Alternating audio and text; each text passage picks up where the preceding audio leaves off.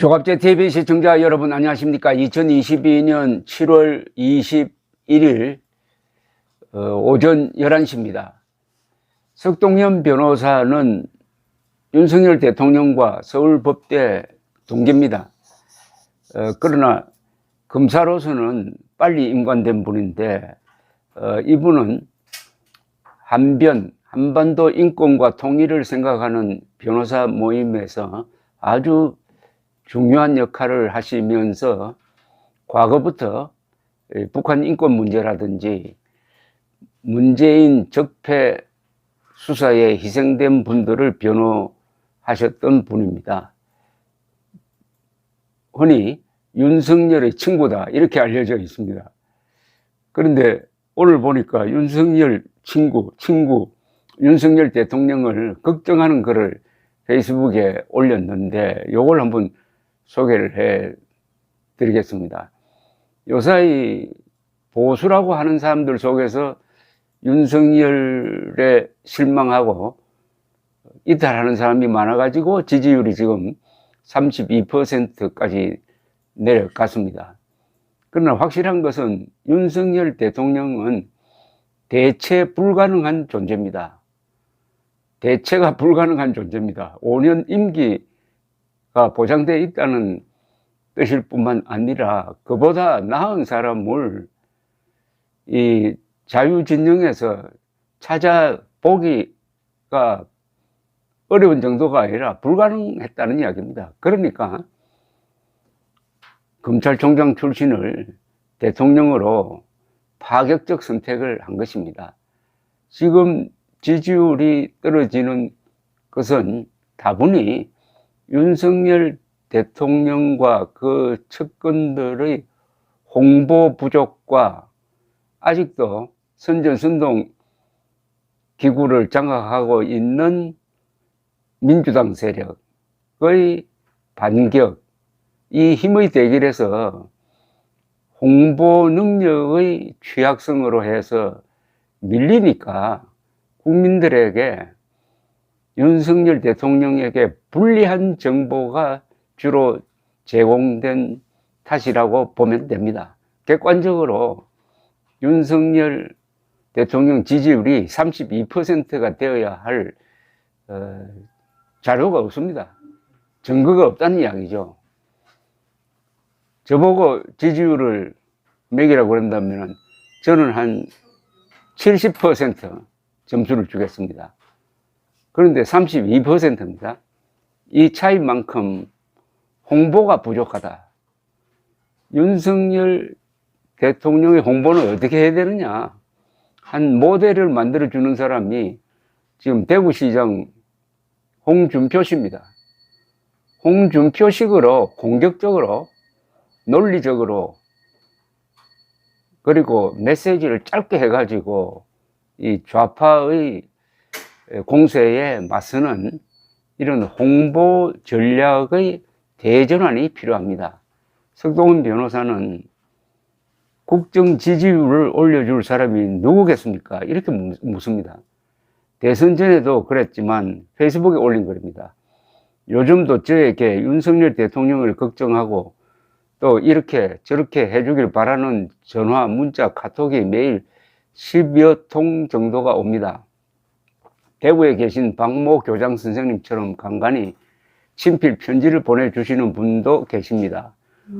모두 한결같이 윤 대통령과 윤 정부가 잘하기를 애타게 바라는 마음이 짙게 깔려 있습니다.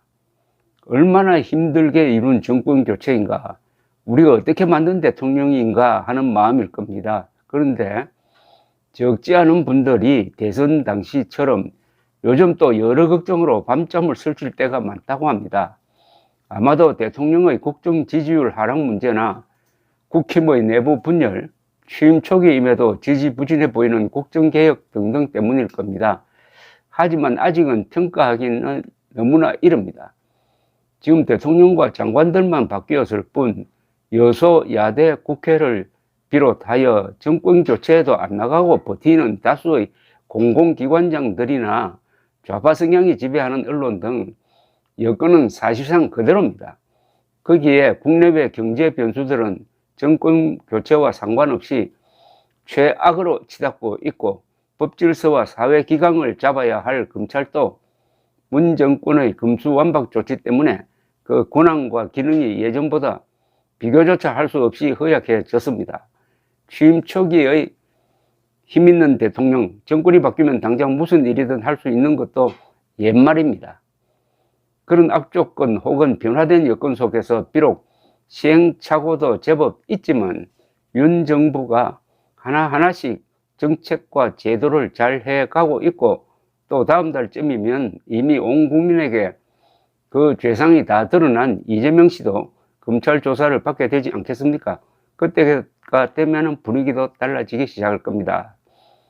윤 대통령 역시 학습 능력이 빠른 분이고 그래도 윤석열인데 국민들의 목소리와 참모들의 조언을 경청하면서 국민들이 새 대통령에게 바라는 것이 무엇인지 또 어떻게 하는 것이 나라와 국민에게 도움이 되는지를 잘 파악한 다음에 공정과 상식에 따라 잘해 나갈 것입니다.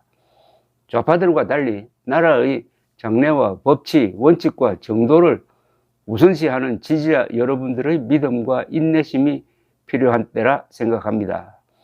아무리 윤 대통령이 잘한들 민주당 당원이나 좌파들이 좋아요 눌러줄까요?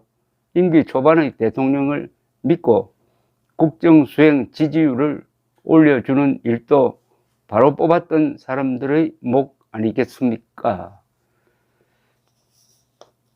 석동훈 변호사 이야기는 과거 대통령과 처지가 다르다는 겁니다. 우선 국회가 여소야대라는 겁니다.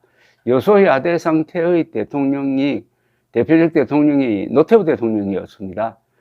1988년 총선에서 여소야대 상황이었습니다.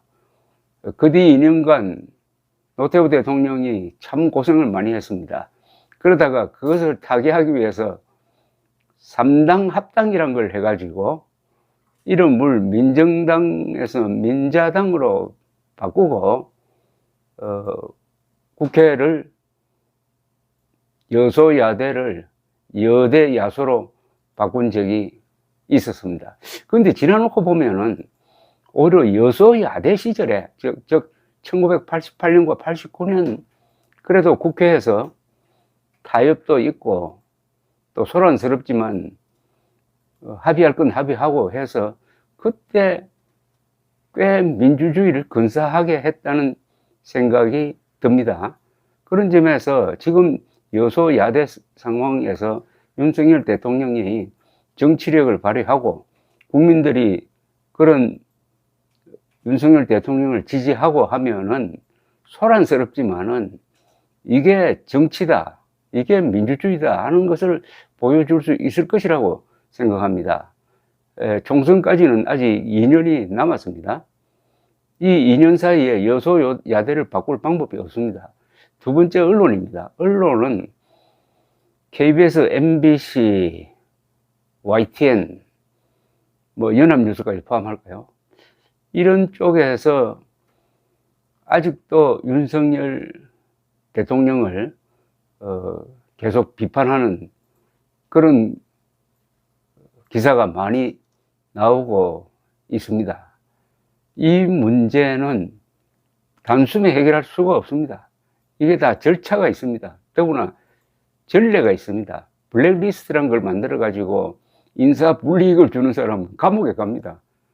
그걸 본 지금 장관이나 대통령까지도 포함해서 이런 사람이 무리하게 KBS 또는 MBC의 경영진을 바꾸려고 하다가는 또 다른 수렁에 빠지게 되어 있습니다.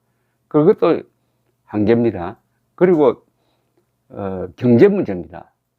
이 경제 문제는 팬데믹과 우크라이나 사태로 해가지고 세계적으로 다 번지고 있는 경제 침체입니다. 심지어 한때 연간 10% 성장을 한 30년 이상 달렸던 중국까지도 지금 경제 성장률이 마이너스로 지금 전환될 판입니다. 이런데 국제 이 경제의 흐름에 가장 영향을 많이 받는 즉 무역 의존도가 세계에서 가장 높은 한국 경제가 윤석열이 아니라 하나님이 대통령이 되더라도 이거 해결할 수가 없습니다. 다만 이 문제에 대해서는 윤석열 대통령이 국민들에게 미리 있는 사실 그대로 솔직하게 이야기해 줄 필요가 있습니다. 그리고 국내적으로는 팬데믹 사태에 대해서 국가가 재정 지출을 너무 많이 해놓았습니다. 대부분이 문재인 대통령 시절에 있었던 일입니다. 그런데 이것도 홍보를 잘못하면은 문재인 잘못, 그리고 푸틴 때문의 이 경제 침체를 윤석열 대통령이 다 책임지는 사태가 벌어진다 이겁니다. 가장 중요한 것은 홍보입니다. 홍보 같으면은 옛날 기업체에 비교하면 홍보부에서 공보실이라든지 이런 데서 근무하는 사람은 별 볼 일 없고, 저 생산부서라든지 영업부서에서 일하는 사람들이 최고였는데 이제는 거꾸로입니다. 어떤 조직이든 특히 국가에서 제일 중요한 것은 홍보를 담당하는 사람입니다. 왜냐하면은 홍보를 잘 못하면은 일을 잘 해놓고도 욕만 먹습니다. 그게 바로 광우병 사태 아닙니까?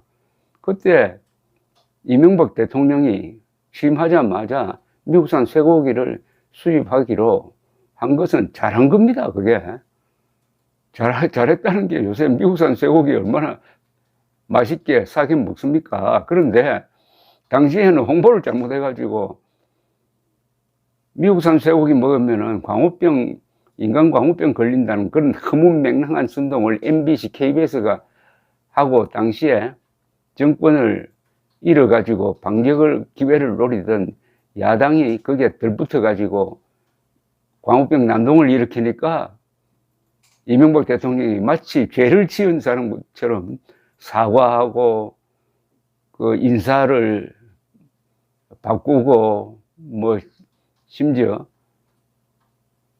자기도 청와대 뒷동산에 올라가지고 광화문에서 부르는 아침 이슬을 경청했다든지 하는 이런 약한 메시지를 내놓고 하는 바람에 기가 꺾이고 말았습니다. 초장에 기가 꺾여가지고 그게 한 5년 동안 이명박 정부를 지배를 했습니다. 이게 다 홍보 부족입니다.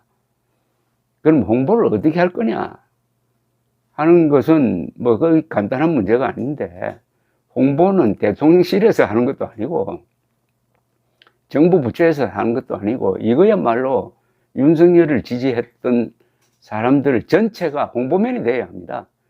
자신들이 찍어준 대통령이 성공하도록 하는 것도 찍어준 사람의 의무 아닐까 생각이 듭니다. 그리고 홍보는 원칙이 있습니다. 간단하게 해야 되고 변명하지 않고 공격적으로 해야 되고 되풀이 해야 합니다. 지금 홍준표 대구시장이 연합뉴스와 맞서는 게 바로 전형적인 성공한 홍보맨입니다. 변명을 하지 않습니다. 공격합니다. 그리고 쉽게 이야기합니다. 거기에 사실이 있습니다. 그리고 법적 근거를 제시를 합니다. 절대로 설명하면 안 된다는 이야기가 있습니다. 좌파들이 공격을 할 때 그게 아니고 당신이 한 말이 일리가 있지만은 이렇다, 이런 식으로 이야기하면 안 된다는 겁니다. 바로 반격을 해야 된다는 겁니다. 반격. 설명하면 진다는 이야기가 있습니다. 이 정치판에서는 반박되지 않는 거짓말은 진실로 통한다고 그래요. 거짓말이 나타나면 그걸 꼭 반박을 해야 됩니다. 이 홍준표 시장이 연합뉴스가 자신을 비판을 하니까 바로 그날 그걸 가지고 반박을 조목조목 했어요. 이런 식으로 단 하나라도 정부나 대통령에 관한 왜곡된 정보가 그냥 넘어가도록 하면 안 됩니다. 반박되지 않는 거짓말은 진실로 통한다. 이 말은 제대로 설명하지 않는 진실은 거짓말로 통한다. 이렇게 되는 거죠. 감사합니다.